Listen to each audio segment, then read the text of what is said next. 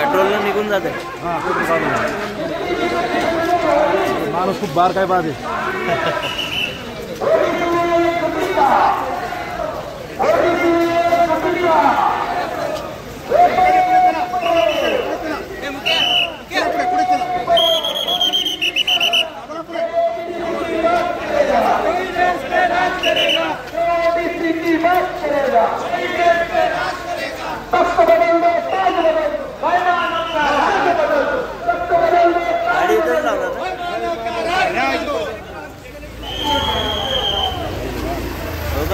गाडी तर थांबलो.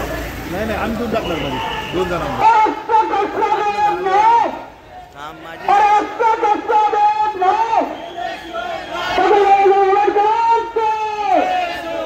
या ठिकाणी आलेल्या सर्व तुमच्या वाघांचं सुद्धा मी मनपूर्वक स्वागत करतो. बांधवांच्या ओबीसी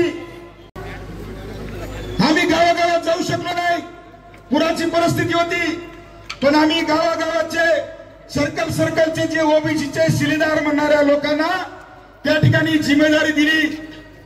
त्या सर्कल मधून माणसं आणण्याची जिम्मेदारी दिली. पण ते शिलेदार त्या ठिकाणी इथल्या प्रस्थापित मराठ्यांचे शिलेदार निघाले आणि त्या लोकांना त्या ठिकाणी दाबण्याचं काम केलं.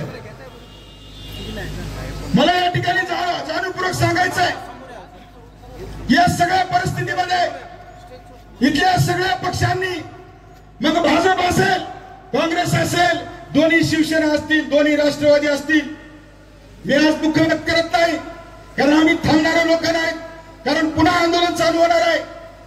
पण मी त्यांची यादी सांगणार नाही. पण आता येणारी पुढची निवडणूक डोळ्यासमोर आहे. तुम्ही आमच्या गोरगरीब लोकांना, आमच्या तुमच्यावर विसंबून असणाऱ्यांना, त्या ठिकाणी कार्यकर्त्यांना, राजकीय पक्षाच्या कार्यकर्त्यांना दमदाटी केली असेल, तुला तिकीट देत नाही, तुला बसू देत नाही, तुला उठू देत नाही, तुला फिरू देत नाही, अशा पद्धतीच्या दबाव तंत्राचा वापर तुम्ही केला असेल, या साई पक्षातल्या प्रस्थापितांना मला त्या ठिकाणी सांगायचं आहे. त्यांना सगळ्यांना सांगायचंय की लढाई इथं थांबलेली नाही आणि लढाई इथं थांबू शकत नाही. तुम्ही आम्हाला किती दाबण्याचा प्रयत्न केला. ओबीसीचा आतापर्यंत मागे मोर्चा झाला का हो कधी? जरा सांगा लोकांनी. 10 वर्षाखाली झाला का? झाला का? 20 वर्षाखाली झाला का? 30 वर्षाखाली झाला का? इथं सिनियर मंडळी बसलेले माचनवर सर, स्वातंत्र्याच्या 75 वर्षातला पहिला ओबीसीचा महामोर्चा आहे हा पहिला. आणि ह्या महामोर्चाची दशकी इथल्या प्रस्थापितांनी एवढी घेतली की प्रत्येक कार्यकर्त्यांना फोन, अशोकराव चव्हाणजी, हो जिल्हा परिषदच्या सदस्याला तुम्ही फोन करत नव्हता, पण गावातल्या ग्रामपंचायतच्या माजी सदस्याला सुद्धा तुम्ही फोन करत बसलात. गेली 4 दिवस झाले. तुमच्या शेकडो फोन केलेले कार्यकर्ते आम्हाला फोन करतात की काय करू भाऊ, साहेबांचा फोन आलाय. आता मी गावातून 4 गाड्या काढणार होतो, 5 काढणार होतो, साहेबांचा फोन आलाय. अशोकराव चव्हाणजी, प्रताप पाटील चिखलीकरजी, कुंटुरकरजी, गोरठेकरजी, अरे तुम्ही स्वतःला पाटील आणि देशमुख म्हणून घेणार आहे. आता आमच्या मागासवर्गीयात आलात, तुम्हाला पाटील देशमुख इथून पुढे आम्ही म्हणणार नाही. कारण आता तुम्ही इतर मागासवर्ग झालात, तुम्ही आता मागासवर्गीय झालात. आता मागासवर्गीयाला दाबण्याचं काम करू नका. आता तुमची पाटीलकी देशमुखी संपलेली आहे. ज्या दिवशी तुम्ही जरांगे पाटलाला सर्वपक्षीय पाठिंबा देणार, त्याच दिवशी तुमची देशमुखी पाटीलकी संपलेली आहे. मला आजपर्यंत श्रद्धेय बाळासाहेब आंबेडकरांनी सांगितलं, मी त्यांचा कार्यकर्ता असल्यामुळे, की अविनाश काही बोलू नको, शांत राहा. पण मी साहेबांची माफी मागून आज मी काही गोष्टी उघड करणार आहे. छगन भुजबळ साहेब, तुम्ही या ठिकाणी ओबीसीचे नेते म्हणून राज्यभर फिरता, काय अडचण आहे तुम्हाला? फक्त तुम्ही समता परिषदेच्याच परिषदेला मिटिंगला जाणार आहात का? ओबीसीनी बोलायला तयार नाहीत का? बरं येणार नसाल तर ठीक आहे, पण इथं जिल्ह्यामध्ये 100 फोन तुम्ही सुद्धा केलेत मोर्चाला जाऊ नका म्हणून. तुम्ही सुद्धा केलेत. काय अडचण आहे तुम्हाला? तुम्हाला विरोधी पक्षाचा कोणी माणूस चालत नाही का? कशामुळे तुम्ही त्या ठिकाणी करता? आपल्याला माहित आहे 1.5 वर्षाखाली नरसीला सुद्धा आपण ओबीसीचा मेळावा घेतला होता. त्याही वेळेस तुम्ही विरोध केला. काय अडचण आहे? तुम्हाला श्रद्धेय बाळासाहेब आंबेडकर नको आहे, तुम्हाला विरोधी पक्षाचा कोणी व्यक्ती नको आहे, फक्त तुमचं गुणगान गाणारीच माणसं हवी आहेत. काय अडचण आहे? ओबीसीचा लढा कुणी लढलेला आहे या राज्यामध्ये, देशामध्ये? भुजबळ साहेब, तुम्ही बीजेपी शिवसेनेमध्ये जेव्हा कमंडलचा डमरू वाजवत होता तेव्हा मंडलची लढाई रस्त्यावर श्रद्धेय बाळासाहेब आंबेडकरांच काढत होते. मंडल आयोगाची शिफारस या राज्यामध्ये देशामध्ये कोणामुळे लागू झालेली आहे? व्हीपी सिंगांच्या सरकारमध्ये साहेब मंत्री बनू शकले असते, पण त्यांनी त्या ठिकाणी मंत्रिपद घेतलं नाही. मंडल आयोगाची शिफारस लागू करण्याचं महत्व त्यांनी त्या ठिकाणी पटवून देऊन सरकारवर दबाव टाकून त्या ठिकाणी मंडल आयोगाच्या शिफारसी लागू करून घेतल्या. या राज्यातला ओबीसी भयभीत होता, गावगड्यामध्ये हल्ले चालू होते आणि त्या परिस्थितीमध्ये श्रद्धेय बाळासाहेब आंबेडकरांनी या महाराष्ट्रातून 25 जिल्ह्यामधून ओबीसीची यात्रा काढली. तेव्हा भुजबळ साहेब तुम्ही बाहेर नाही आलात. नांदेडच्या अनेक गावामध्ये माझ्या माळी समाजाच्या, नावी समाजाच्या, कुंभार समाजाच्या लोकांवर हल्ले झाले. त्यावेळेस कोणी रस्त्यावर नव्हतं. केवळ आणि केवळ श्रद्धेय बाळासाहेब आंबेडकर आमच्या पाठीशी होते. त्यांनी आमच्या पाठीमागे संरक्षण उभं केलं. कुठे होता तुम्ही जेव्हा ओबीसीचे कार्यकर्ते विधानसभेच्या, लोकसभेच्या तिकिटासाठी वन फिरत होते? या 4-5 पक्षाच्या दरवाजावर भीक मागत होते. त्यावेळेस कोणी आम्हाला तिकीट दिले नाही, पण 100 पेक्षा जास्त ओबीसीच्या विधानसभेला उमेदवारांना तिकीट देण्याचं काम श्रद्धेय बाळासाहेब आंबेडकरांनी केलंय. तुम्ही फक्त तुमचं आणि तुमच्या पुतण्याच्या तिकिटासाठी तिथे लढत होता. हे सत्य परिस्थिती आहे. मी आज बोलणार आहे, 2 मिनिटं घेऊन मी माझं विरोध प्रास्ताविक संपवणार आहे. ही लढाई कुणाच्या विरोधात आहे? आपला शत्रू कोण आहे हे मी तुम्हाला विचारतो बांधवांनो. कोण आहे आपला शत्रू? 2 सप्टेंबरचा GR कुणी काढला? कुणी काढला? बोला की पाठीमागं का अजून बोलायचं नाही? कुणी काढला? जरांगे पाटलांनी काढला का? कुणी काढला? फडणवीस सरकारने काढला.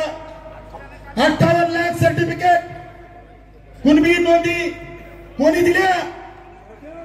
कोणी दिल्या? मागायला ओढल्या की जरा अजून प्रेम आहे बाजूचं. कोणी पण दिल्या? अरे जरांगे पाटील तर ते माणूस त्याच्या समाजासाठी लढला. त्यानं काही पण बालहट्ट करील, पण त्याचा हट्ट कोणी पुरवला? मग मला सांगा, बीडचा ओबीसी समता परिषदेच्या मेळाव्यामध्ये सरकारच्या विरोधात कोणी बोललं का? बोललं का? जरांगे पाटील काय मुख्यमंत्री आहे? देशाचा राष्ट्रपती आहे?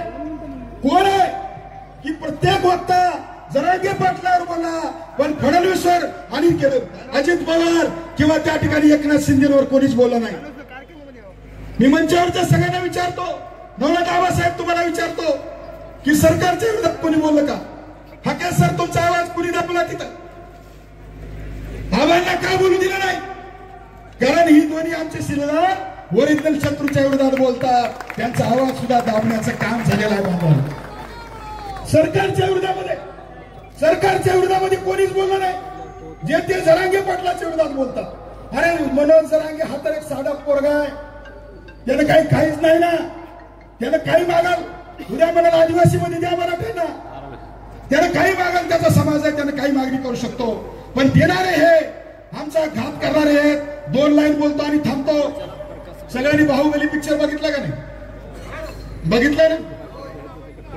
बाहुबलीला पाठीमाग खंजर कोणी मारला? कटप्पा. ओबीसीनी जरांगे पाटला बसून आणि सगळ्या प्रस्थापित लोकांपासून आरक्षणाला धोका आहे म्हणून कोणाला निवडून दिलं?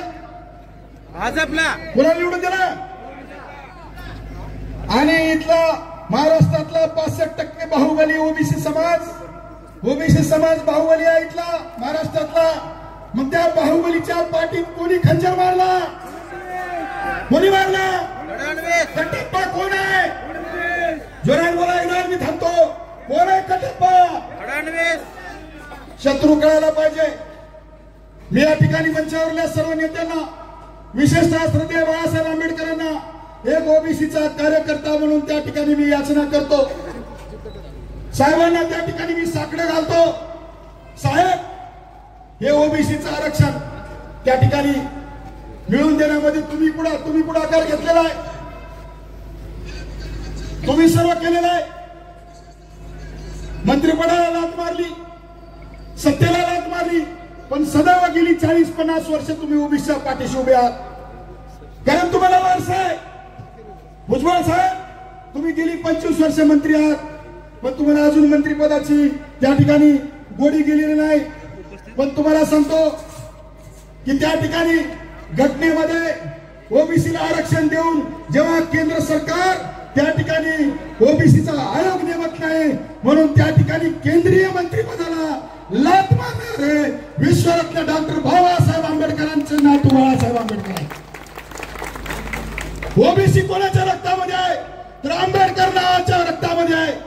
कारण आम्हाला आरक्षण सुद्धा विश्वरत्न डॉक्टर बाबासाहेब आंबेडकरांनी दिलंय आणि ते मंडल आयोगाची शिफारस लागू करण्याचं काम श्रद्धेय बाळासाहेब आंबेडकरांनी केलंय. आमच्या डीएनए मध्ये, आमच्या रक्तामध्ये, श्रद्धेय बाळासाहेबांच्या रक्तामध्ये हा ओबीसी आहे. भाजपच्या डीएनए मध्ये ओबीसी नाही. भाजपच्या डीएनए मध्ये केवळ मनवाद आहे. आम्हा सर्व ओबीसी शूद्रांना पुन्हा आमची कामं करायला या लोकांनी सांगितलेलं आहे. पुन्हा ती व्यवस्था आणणार आहे. म्हणून त्या ठिकाणी श्रद्धेय बाळासाहेब आंबेडकरांना मी साकडं घालतो की साहेब, आपण आम्हाला ओबीसीला न्याय मिळवून द्यावा. हा 2 सप्टेंबरचा काळा GR रद्द करून द्यावा. हा महाराष्ट्रातला तमाम ओबीसी आपल्या पाठीशी आहे. आम्ही कुठल्याही सरकारी गुलामांना आणि सरकारी एजंटांना आणि सरकारी पिंजऱ्यामधून ढरकळा फोडणाऱ्या डुप्लिकेट वाघांच्या पाठीशी जाणार नाही. आता इथून पुढे जाणार का? भुजबळ साहेब, तुम्ही राजीनामा देऊन बाहेर या, आम्ही तुमच्या पाठीमागे येऊ. उगा पिंजऱ्यात बसून ढरकळ्या फोडू नका. तुम्ही बीडच्या मेळाव्यात म्हणलात फडणवीसांना अंधारात ठेवून हे काम झालं म्हणून. फडणवीसांना अंधारात ठेवून काम होतं का एवढं मोठं? मुलांना येणं बनवतात. आणि म्हणून मी साहेबांना विनंती करतो की आपण या ठिकाणी आमच्या ओबीसीचं नेतृत्व पूर्णपणे आपण सगळा हा विषय हातात घ्यावा आणि आम्हाला न्याय मिळवून द्यावा. नवनाथ आबा, आपल्या पाठीवर श्रद्धेय बाळासाहेब आंबेडकरांचा आशीर्वाद आहे. आपण नवनाथ लक्ष्मण हाके सर, आपल्या पाठीवर साहेबांचा आशीर्वाद आहे. आपण सगळे मिळून महाराष्ट्रामध्ये ओबीसीचं संघटन उभं करावं. आम्ही सगळे आपल्याला साथ देऊ. एवढंच या प्रसंगी बोलतो आणि माझं प्रस्तावित थांबतो. जय हिंद, जय ओबीसी, जय भीम. या ठिकाणी इथं समोर उभे असलेले तर खाली बसून घ्या. सगळं अडचण इकडे सगळे पाठीमागचं पत्रकारांना मी थोडस पत्रकार सोडून बाकीचे खाली बसा. जे पत्रकार नाही. महामानव डॉक्टर बाबासाहेब आंबेडकरांनी या गावावाल्यातल्या इथल्या समाज व्यवस्थेमधल्या हर एक माणसाला या माझ्या लोकशाहीमध्ये, या माझ्या भारत देशामध्ये, या भारताचा एक सन्मान्य नागरिक म्हणून, या लोकशाहीमधला मीही एक जबाबदार नागरिक आहे म्हणून त्याच्या मनामध्ये विन विन सिच्युएशन निर्माण झाली पाहिजे. अशा पद्धतीचं प्रतिनिधित्व या भारतवर्षामधल्या हर एक माणसाला मिळालं पाहिजे. म्हणून शेड्यूल कास्टचं रिझर्वेशन आलं, शेड्यूल ट्राईबचं रिझर्वेशन आलं, ओबीसीचं रिझर्वेशन मिळालं पाहिजे. अशा पद्धतीचं 340व्या कलमामध्ये डॉक्टर बाबासाहेब आंबेडकरांनी या ओबीसीच्या आरक्षणासंदर्भात सूतोवाच केलं. पण तेव्हाच्या आपल्या नेत्यांनी 340वा कलम इम्प्लिमेंट करायला, 340व्या कलमान्वये या देशभरामधल्या ओबीसींचं परीक्षण करायला, त्यांना रिझर्वेशन द्यायला नकार दिला.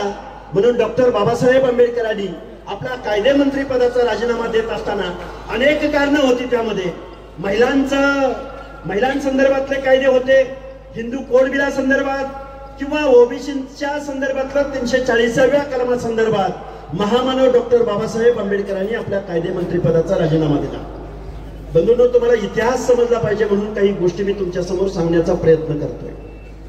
आज रोजी महाराष्ट्राच्या मुख्यमंत्र्यांनी आमचा डीएनए ओबीसीचा आहे असं म्हणत म्हणत म्हणत जरांगे पाटील आंतरवली सराटीहून मुंबईला निघाले. पहिल्या आणि दुसऱ्याच दिवशी माननीय मुख्यमंत्री महोदय बोलले, साहेब मुख्यमंत्री महोदय बोलले की आम्ही जरांगेंना जे द्यायचं ते दिलंय, आम्ही मराठा समाजाला एससीबीसीचं आरक्षण दिलंय. आम्ही सवर्णांना EWS इकॉनॉमिकल विकर सेक्शन मध्ये आरक्षण दिलंय. त्यामुळे हे का मोर्चा घेऊन येत आहेत ते मला काही कळलं नाही. असं मनोज जरांगे मुंबईला निघाले त्यावेळी महाराष्ट्राचे मुख्यमंत्री महोदय बोलले. आणि ज्या दिवशी माननीय न्यायालयाचा निर्णय आला की जरांगेंचं आंदोलन उठवा, त्या दिवशी कारखानदारांचे नेते राधाकृष्ण विखे पाटील यांच्या अध्यक्षतेखालील उपसमिती, त्या उपसमितीनं डायरेक्ट GRच घेऊन त्यांच्याकडे आले. आणि GR काय आणला? 2 सप्टेंबरचा GR, गव्हर्नमेंट रिझोल्युशन. काय GR होता की एका ऍफिडेव्हिटद्वारे जर कुणाची वंशावळ सापडत नसेल, जर कुणाची वंशावळ सापडत नसेल तर एका ऍफिडेव्हिटद्वारे गावातील, नातेसंबंधातील आणि कुळातील, परत एकदा ध्यान देऊन ऐका, हा GR काय काढला तर गावातील, नातेसंबंधातील आणि कुळातील जर एखाद्या व्यक्तीकडे जर काही सर्टिफिकेट असेल आणि त्या व्यक्तीनं जर तसं ऍफिडेव्हिट दिलं तर त्याला दाखला मिळवून द्या. आणि साहेब त्या GR मध्ये, त्या GRच्या प्रस्तावनेमध्ये 2 पानाची प्रस्तावना, एवढी सुमार दर्जाची प्रस्तावना, त्या प्रस्तावनेमध्ये शेवटचं वाक्य असं बोलले की मराठा समाजाला जात प्रमाणपत्र मिळण्याच्या प्रक्रियेत सुलभता प्राप्त व्हावी म्हणून आम्ही हा गव्हर्नमेंट रिझोल्युशन पारित करत आहोत. कुणाला? मराठा समाजाला. साहेब, मराठा समाजाचं सामाजिक मागासलेपण सर्वोच्च न्यायालयानं नाकारलंय. मराठा समाजाचं सामाजिक मागासलेपण सेंट्रल बॅकवर्ड कमिशनने नाकारलं. मराठा समाजाचं सामाजिक मागासलेपण स्टेट बॅकवर्ड कमिशनच्या 4 कमिशननी नाकारलं. आणि मराठा समाज आणि कुणबी हे एकच आहेत असं म्हणणं किंवा मराठा समाजाला सामाजिक मागास समजणं म्हणजे मूर्खपणा होय, अशा पद्धतीचा जजमेंट तत्कालीन औरंगाबाद खंडपीठाचे न्यायमूर्ती जस्टिस मार्ला पल्लेनी आपल्या जजमेंट मध्ये दिलेलं आहे. म्हणजे मराठा समाजाला ओबीसीचं आरक्षण किंवा ओबीसीच्या यादीमधलं इन्क्लुजन इथल्या न्याय व्यवस्थेला मान्य नाही, इथल्या आयोगांना मान्य नाही. मग आता करायचं काय? तर मराठा समाजालाच कुणबी समजण्यात यावं. पुढच्या दरवाज्यानं एंट्री मिळत नाही तर मागच्या दरवाज्यानं, ते पण रीतीने नाही, मागच्या दरवाज्यानं भगदाड पाडून ओबीसी मध्ये गेल्या कित्येक वर्षामध्ये ज्यावेळी या महाराष्ट्राचे मुख्यमंत्री सुशीलकुमार शिंदे साहेब होते, 2004 सालचा एक GR होता, बरोबर आहे का लिंगे साहेब, बरोबर आहे का? 2004 साली एक GR काढण्यात आला, मराठा कुणबी आणि कुणबी मराठा. कुणबी या शब्दाला मराठा हा शब्द त्याच वेळी जोडला गेला आणि त्याच दिवशी ओबीसीचं आरक्षण या महाराष्ट्रामधलं संपुष्टात आलं. त्या दिवसापासून माझ्या मराठा बांधवांचे, राज्यकर्त्यांचे या ओबीसी आरक्षणामध्ये अनधिकृत ताबे मारण्याचं काम चालू होतं. लाखो सर्टिफिकेट माझ्या पुणे महानगरपालिकेमध्ये, संभाजीनगर महापालिकेमध्ये, जालना महानगरपालिकेमध्ये, सांगली असो, कोल्हापूर असो, ओबीसीच्या आरक्षणामध्ये बेकायदा घुसखोरी झाली. त्याच दिवशी ओबीसीचं आरक्षण संपलं आणि जरांगे पाटलाच्या या मागणीद्वारे उरलं सुरलं.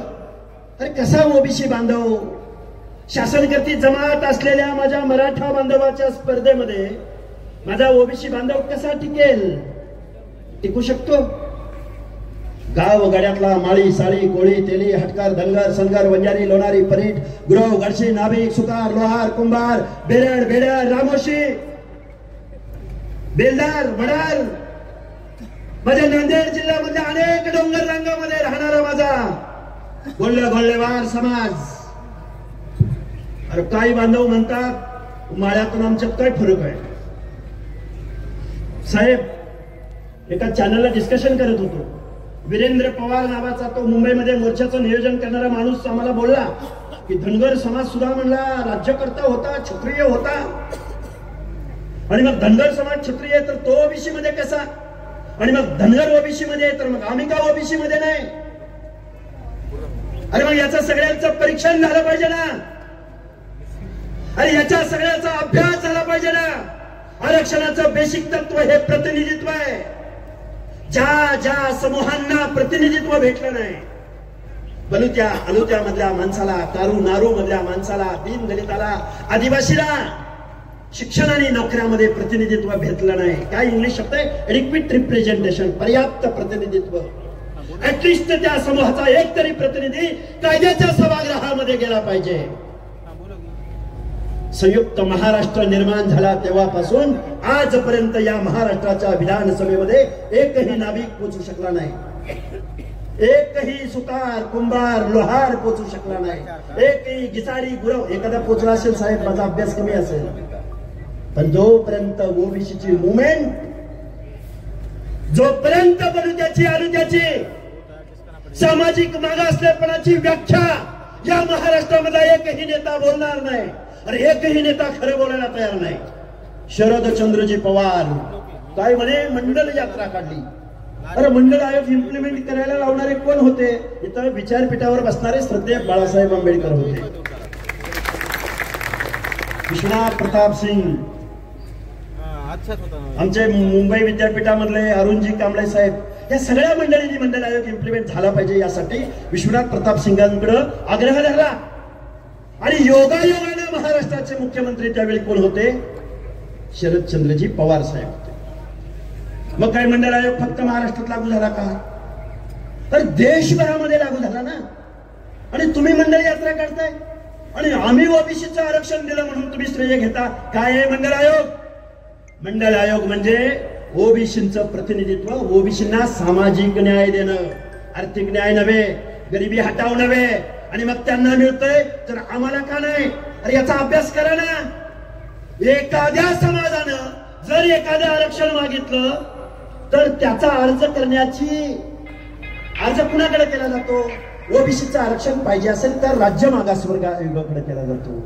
एससीचं आरक्षण पाहिजे असेल तर शेड्यूल कास्टच्या आयोगाकडे तो अर्ज केला जातो, ट्रायबल आयोगाकडे तो अर्ज केला जातो.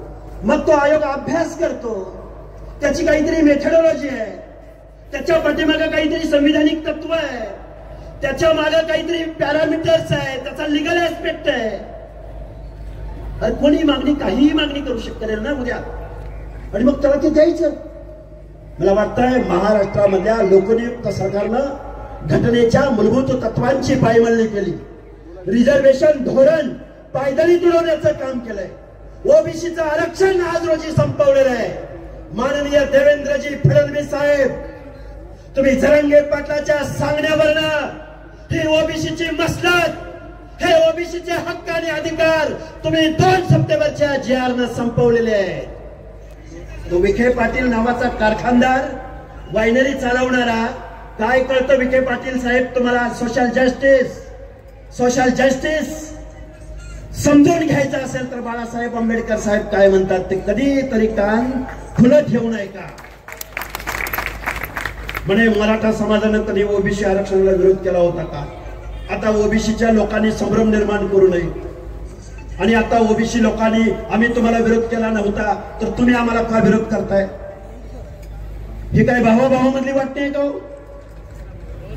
घरामध्ये जर एखाद्या कुटुंबामध्ये 4 भाऊ असतील आणि त्या 4 भावंडापैकी एक भावंड जर अपंग असेल, दिव्यांग असेल, तर त्या कुटुंबामधले आई वडील काय विचार करतात की अरे हा एक आपला मुलगा थोडासा अपंग आहे, याच्यासाठी आपल्याला काहीतरी स्पेशल तरतूद केली पाहिजे. देशाचं संविधान, देशामध्ये लोकशाही लागू होत असताना महामानव डॉक्टर बाबासाहेब आंबेडकरांनी डोंगराच्या कुशीला राहणारा भटका, गावगाड्यामध्ये छूत अछूतपणा ज्याच्या बाबतीमध्ये पाळला गेला, गावगाड्यामध्ये ज्यांना जल जंगल जमीन डोंगराच्या कुशीला एखाद्या पर्वताच्या माचीवरती जो आदिवासी बांधव कातकरी भिल्ल राहतो, त्या माणसांना सुद्धा या निर्णय प्रक्रियेमध्ये आणता आलं पाहिजे, म्हणून रिझर्वेशन पॉलिसी राबवली. आता जरांगे पाटील म्हणतात तुम्ही कधी इम्पेरिकल डेटा महाराष्ट्रामध्ये कलेक्ट होत नाही, सोशो इकॉनॉमिकल सर्वे होत नाही. अरे महाराष्ट्रामध्ये ओबीसीचं आरक्षण चॅलेंज झालं. इम्पेरिकल डेटा कलेक्ट झाल्याशिवाय रिझर्वेशन पॉलिसी ओबीसीची पंचायत राज मधलं रिझर्वेशन अलॉट करू नका म्हणून सुप्रीम कोर्टानं सांगितलं. महाराष्ट्राच्या पाठीमागणं बिहारमध्ये सोशो इकॉनॉमिकल सर्वे झाला, छत्तीसगडमध्ये झाला, तेलंगणामध्ये झाला, कर्नाटकामध्ये झाला.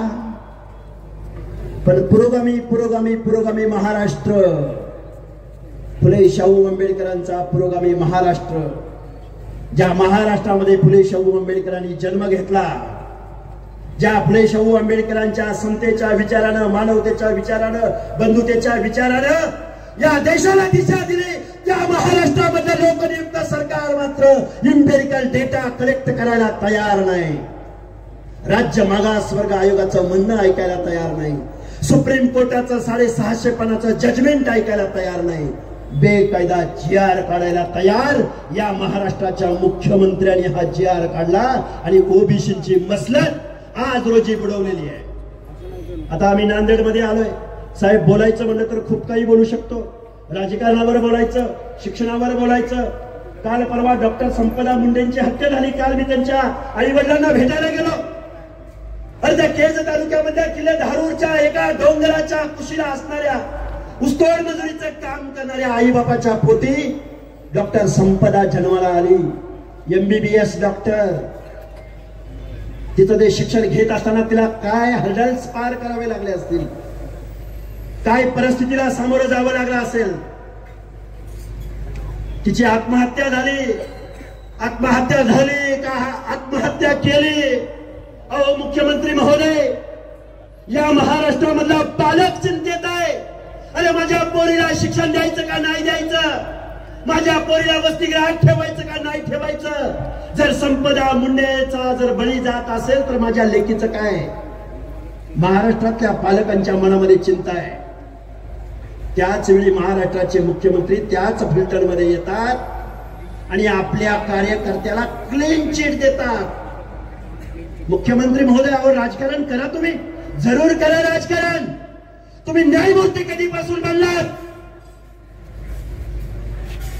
महिला आयोगाच्या अध्यक्षा रुपाली चाकणकर. अरे महिला आयोगाच्या अध्यक्षा म्हणजे न्यायिक पोस्ट आहे, न्यायिक. क्वासाई ज्युडिशरीचा त्या स्वरूप आहे त्या पदाला. तुम्ही आला आणि तुम्ही त्या संपदा मुंडेच्या चारित्र्यावरती संशय उपलब्ध होईल अशा पद्धतीचं बोलला. रुपाली ताई, तुम्ही त्या संपदाच्या आई वडिलांना भेटला का? नाही. मला वाटतंय या महाराष्ट्रामध्ये कायदा सुव्यवस्था, संविधान, आरक्षण, नुसतं राजकारण चालू आहे, राजकारण. आणि फडणवीस साहेब, आमचा ओबीसी DNA म्हणून चालणार नाही. फडणवीस साहेब, अरे या ओबीसीने तुम्हाला सत्तेत बसवलंय. तुमच्याकडे अनेक रिसर्च करणाऱ्या संस्था आहेत. फडणवीस साहेब, तुम्ही कारखानदारांचे नेते कधी बनला हे कधीच होऊन गेलं. अरे लढायला आम्ही आणि सत्तेमध्ये बसायला अजितदादा पवार, विखे पाटील, कुठले कोण भोसले. अरे भाजपची काँग्रेस झाली का भाजपची राष्ट्रवादी झाली का राष्ट्रवादीची भाजप झाली हे कळायला मार्ग नाही. आणि न्यायाच्या लढाईला आम्ही म्हणजे कोण तर बाळासाहेब. आरक्षणाचा विषय आला बाळासाहेब, आता कसं होईल?